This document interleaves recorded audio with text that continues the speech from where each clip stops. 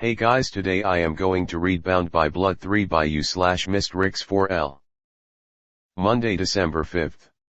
I finally managed to find another journal at the store today, so I have a lot to fill you in on. Firstly, what happened after the attack? Well, first off, the government covered it up as another terrorist attack.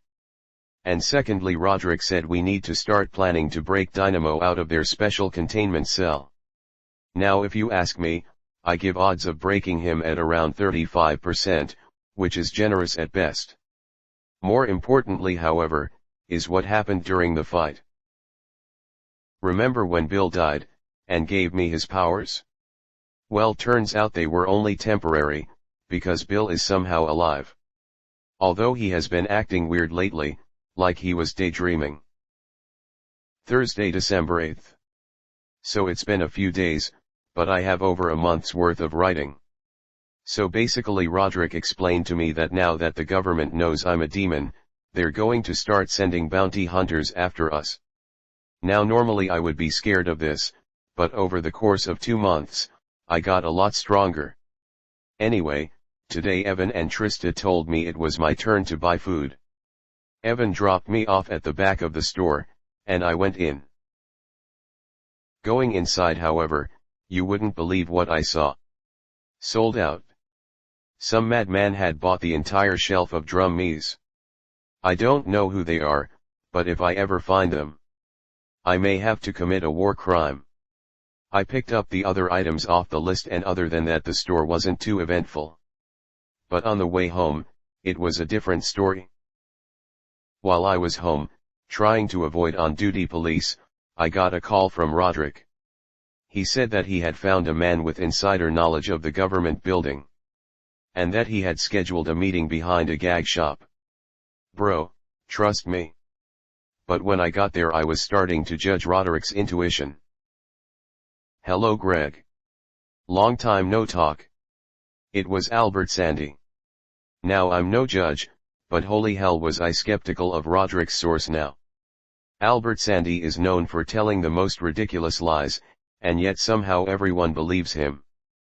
But I couldn't really complain, due to the fact that Roderick would be pretty mad at me for wasting his money. Even though he already bought Albert's info. I thought he would start telling all about yogurt, but I was wrong. He started to tell me all the entry points of the base, and the camera locations. I wanted to ask him about the passwords for the doors in the base, but he was one step ahead of me. In fact, he answered every question I had before I even said it. Okay, what about the invisible lasers? Yeah, they only activate after 12:30 a.m. It started to become creepy, however, when he started to predict the future itself. Oh yeah, you might not want to stand there, huh? After he had told me everything he said, I asked him how he predicted everything that just happened. All he said was that he made a deal with someone, whatever that means. Right before I left though, he had one more thing to say. Just so you know, I wouldn't trust that person on the phone call. And right after he said it, I got a phone call. Which was from Roderick. I was pretty freaked out and concerned because of what Albert said early. What was Roderick hiding? Why couldn't he be trusted? I then picked up the call and asked what he wanted. But turns out he just wanted to ask how the deal was going. But Albert just had to speak up again. I wouldn't be standing on the sidewalk in the next 5 seconds. My God, Albert. What are you talking about? Well, I guess I should have listened to Albert. I was just sent flying by a random car. It felt like I had a few broken bones, but Dorakuma helped me with those. A few seconds later the people driving the car stepped out, and it did not look like they did it by accident. Do you think that killed him? One of them started to speak, asking if I was dead, but the other disagreed and said that that wouldn't be enough to kill a demon. So it was pretty obvious that those were the bounty hunters Roderick talked about. Probably not, I'll do the rest. Just stand back and watch. The guy with the sword coming out of our head looked to be the one in charge. But I had never seen something like it before. Sure, I've seen demons living inside humans, but a human living inside a demon? I didn't have long to think about it though, because in an instant he charged right over to me and almost cut me. It happened so fast that I didn't even have time to make my weapon before he sliced my hand off. This guy's way out of your current league, man. Well, do you have a plan to advance me into his? Yeah, I do. It just involves me taking over a little more of your body? Alright, fine. Do it. As soon as I said that, he quickly got to work. First I felt a bite on my hand, then my hands and head started to shake. It felt like they were bursting open, and when I opened my eyes, I wasn't expecting what I saw. It felt awesome, like I was Iron Man. I didn't have long to gloat though, because the katana guy was ready to charge. It's claws versus katanas. Man, this would have really been helpful last month, you should have just asked.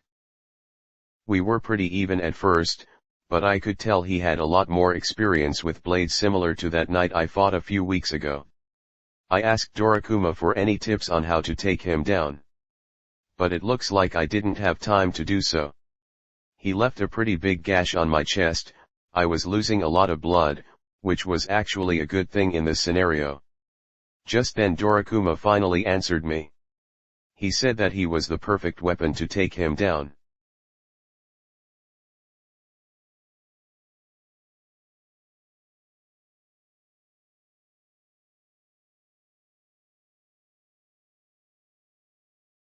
Ah yeah baby, I wrecked that katana guy. With all his blades chopped off, there was no way he could fight, so he did the most reasonable thing. He told his friend to get in the car and leave. If Dorakuma was standing right beside me, I would give him a high five. Or at least I could have, because after the whole fight, I started to feel lightheaded, like if I had chugged a bottle of bourbon. Wait, I've never tried bourbon? Oh yeah, forgot to tell you the side effect, blood loss. Friday, December 9th. Okay, so after I passed out yesterday, Roderick found me in the middle of the road before the cops did, so I was able to get home safe. Although he didn't seem to be concerned about me, rather he was more concerned about the information Albert gave me. Seeing how I could do much while I recovered, I decided to investigate for clues about some of the things that have happened recently. So I told Evan I needed help with some work and to drive me around town.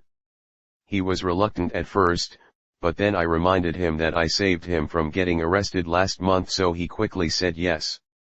Arriving at the crime scene, we quickly realized that there was no way we could get in there without getting spotted by police.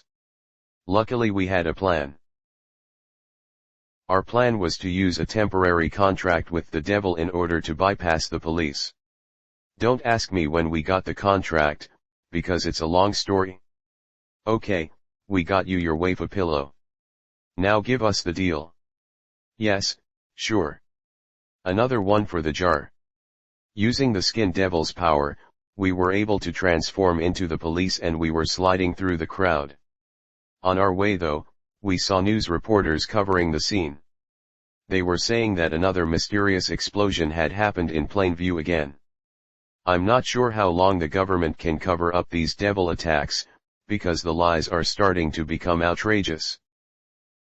When we got to the scene where Rowley had transformed, instead of seeing a lot of detectives, we only saw one person. He appeared to have some kind of man bun. Now I'm not gonna judge, but that hairstyle has always rubbed me the wrong way for some reason, but I can't tell why. He started to speak and asked if we had found any evidence yet, and we both said no. He then pointed to the house across from mine and said, "Okay then. Try checking inside the house over there." Going inside the house, there wasn't anything too odd. We looked around everywhere but there was nothing out of the ordinary. Until Evan found a phone on the coffee table. It looked like a normal phone, but as soon as I saw the background image, I knew who it was. Why was Rowley's phone inside this random house? I knew he was a demonic mole, but it was a bit strange to just leave it here. What was even more strange was the charging cable. The cord just leads straight into ceiling. Holy shit. Everything after was just a blur. Me and Evan bolted out the house before the demon could grab us. We instinctively ran outside so we could use our powers, but then I remembered we were surrounded by police. I was going to let the other cops deal with it, but that thing was so fast it went behind and grabbed us. There was nothing we could do, we couldn't transform because of the police, and they could fight back because they didn't have powers. Con. Out of nowhere the guy we were talking to a few minutes ago had saved us. He said some weird words and a fox appeared out of nowhere. I should remind myself to spare him during the raid. We quickly thanked him before we got out of there and went back to base. Friday, December 16th. Okay, I haven't written in this week, and I was planning to write after the raid. But something really weird happened today. I was walking to the fridge to get some juice, when I bumped into Bill. Now normally this wouldn't be a noticeable thing. But during our collision, he dropped his glasses. When I went to pick them to give to him. Can I have that back? Bill's eyes had rotted from his skull, so I guess he did die back there. I backed away from him, and asked if he was okay. And all he said was that he felt great. So after hearing that, I ran to Roderick telling him what I saw. At first he had no clue what I was talking about, but then it digged with him. And his response was very unnerving. You know, Greg, you should probably just lay down for the day. Well, that was really strange. Perhaps Albert Sandy was telling the truth about Roderick hiding something. So with nothing else to do I decided to continue my investigation. Who is Dynamo? Sunday, 18th. So today I started looking through Roderick's room, trying to find any information about Dynamo. And not too long later, I found my first clue. Note for today I joined Dynamo's secret army. He made me for in command. One of the perks is that get access to the super secret date. The code is 739,008. Although he made me sign a blood pack, but didn't want to cut myself, so he said I could abo. I read the note. I headed straight towards the safe downstairs. Luckily the others were out on mission, so I didn't have to worry about being caught. I opened the safe and inside was something you won't believe what I saw. Date 2019 Feb, mission status incomplete. After my dogs had failed me for the third time, I decided that enough was enough, they need to be replaced.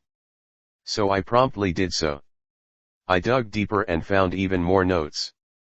Date 2019 June, I was so close to capturing the blood demon today, but sadly I got caught up in something else. I found out the sound demon had come back from hell, and had found a new host for a crappy rock band player. He probably won't even be useful. Man, I haven't done this much reading since the 9th grade history class. Date 2019 October, I was wrong. So wrong that boy was actually useful to me. He managed to capture the blood demon before I could.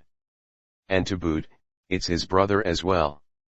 Each day I'm one step closer to the Great Crossing. Once I kill the blood demon and force a contract from him, I can get rid of everyone else. After reading all those notes, there were so many questions flowing in my mind. What was this Great Crossing? And why does he want me dead?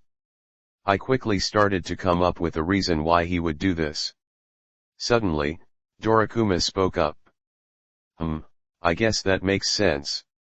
I think I am starting to remember. Remember what? About what happened that day. He started to talk about the day he came into contact with me. How he was running from something, and how whenever he dreams, he always sees a strange door that he's too scared to open. I don't know what's behind it. But whatever you do, don't open it. Although now that you know it's there, you'll probably end up dreaming it too. Monday, 19th. Well, just like Dorakuma said, I had about the door. And safe to say he wasn't kidding about not opening it. Now, normally my drawings from my dreams aren't very cohesive. But this dream was very different, because unlike the others it was very vivid, almost like it was real. So I was able to draw it a lot better. In the dream I was awoken inside a garbage bin. I don't even want to describe the smell, which was the same one I saw Dorakuma crawl out of. During my dream I felt something drawing me, so I followed it. I turned the corner and saw a mysterious figure standing at the end, before walking behind a wall. I decided to follow him because I really didn't have any other choice. When I got to where they ran off to, I saw them. I thought I told you not to come here. I was about to approach him, when they suddenly turned towards me and said, "Greg, you need to go. I just want be alone." Suddenly I felt the floor start to tip. It was like gravity had go haywire. I guess this is what it's like to be a flat earther. I tried to grab onto something but it was no good, and right as I fell through the door. Monday, 19th.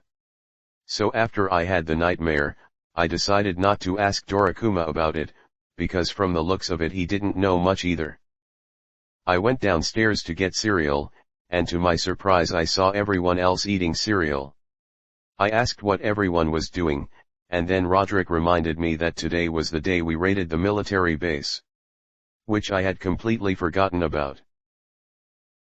First we arrive at 9:30, we create a distraction with the car bombs out front. Then we go through the back door. I go on the roof, and get inside the cell block. The rest of you take out the guards. Greg gets the keys, and then unlocks Dynamo's cell. While we're doing that, Trista deactivates the power. We free Dynamo and get out. Well, there's not much I can do now, I'll just have to ask Dynamo directly when we get to his cell. 9 p.m. we got to work hopping the fence and going through the back door.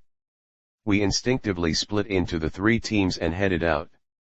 Me and Roderick hid inside a closet outside the main lobby and waited for the car bombs to go off. "Okay Frank, you just gotta give her the coffee. Just give her the coffee." We ran outside the closet and knocked out some of the police officers that had third-degree burns on him. And then headed in 2 directions. A few minutes later I was standing outside of the security room, but when I opened it, you wouldn't believe who it was. Looking back, I probably should have expected him to be here. He stared at me for a second before he asked me why I joined Dynamo's organization. Honestly, I really didn't have a choice. "Okay then, let me ask you this. Do you know who the Control Devil is?" I did really what to say. I had never heard of a Control Devil, but I didn't really want to find out either, so I asked him whether or not he knew the stakes of closing the portals. But I was just about to ask him. Some random threw a live grenade through a window. The grenade blew up almost instantly and it destroyed the floor below us. We fell down onto the main floor of base, or at least he did. I managed to grab onto a flag during the drop, although I knew that he would get up in a couple seconds. So with that spare time I took him down in one blow. Just then I heard some rumbling underneath the mace. I didn't know he could do that too. Dorakuma must have also revised that as well, as he quickly transformed into my devil form. He started to rain hellfire towards me, and I was running everywhere. I managed to get out of his line of sight and jumped into the air. I came down with a thunder, but he came up with a 30mm anti-tank round. I should have known his head could fire. "Greg, listen. I don't want to fight you. Do you know what Dynamo is planning? Do you know what happened before you got your powers?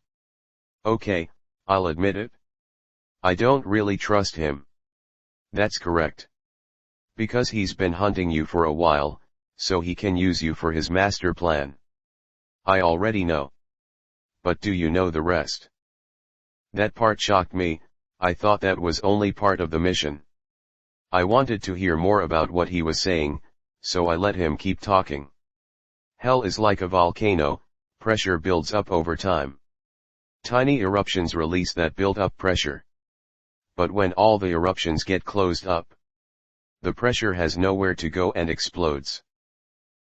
I have to admit, I never thought of it like that. His explanation made sense to me. But then again, this is the government we're talking about, so I still had some doubt. That makes sense and all. But why should believe you? Because would your enemy do this? The military guy raised his hand and proceeded to shot himself in the chest. I ran over to see if he was okay, but when I did he just winked at me. So I guess he's just playing dead. He then said to not let Dynamo out at any cost. I grabbed the key and marched to the holding cell, where Roderick and Dynamo were waiting for me. Dynamo was being held behind several walls of bulletproof glass, was chained up, and covered in flex tape. It was then that Roderick saw me. He told me to give him the key, but I had no intention. Okay, before I give you the key, let me see who Dynamo is. Greg, we don't have time for this. No, I will do as he asks. I was surprised Dynamo would actually listen to me. But I was even more surprised when I saw who he was. It was me, Greg. It was Fregley. Out of everyone who it could have been, Fregley was my last guess. I take it Durakuma must have had an effect on him. So be it, we can just extract his corpse. Roderick, kill him. Did he just say kill me? I looked at Roderick. There was no way Roderick would listen to him, right? He's my own brother. But I saw Roderick's expression, it was full of agony and regret. Before he then muttered, "It's for the greater good, Greg, I'm sorry." Just how much has Fregley brainwashed him? I tried to talk him out of it, but just closed his eyes. I had just enough time to blink before he smash. I kept blocking all his strikes, because there was no way I could hurt my own brother. Roderick didn't even seem to care what he was doing. It wasn't before long until I was knocked out. I then woke back outside the dumpster from my dream. I was a bit delirious after what happened, but still had one hope left. The door. I ended up walking for a while before I found him, and he said the same thing as before. "Greg, you need to turn back. Like I said early, only I can open the door. You never said we couldn't open it." All I remember from then on is seeing a blinding light. Goodbye, brother. All my life, I always hated my host, so I'll return the favor. He treated me as a friend. But this boy, my friend, can't fight you. But I can. Looks like you're still alive no matter. WHAY, this will be the biggest mistake of your life, Greg. Holy that WA.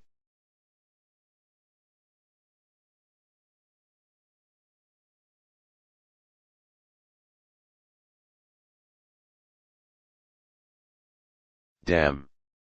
I didn't think he'd be that fast.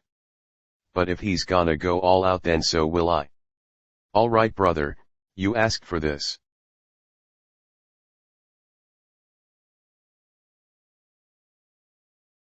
You're not the only one who can do that. This form of mine amples my sound waves tenfold, unlike his, mine is contained like stereo speakers, meaning I can do this. Die, Greg, for our sake. The battle enters a new stage.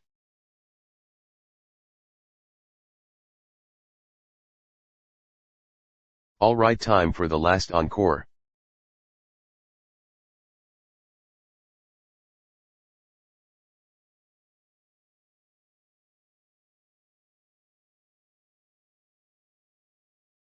They say devils are unstoppable. But that's not true, because even demons have limits.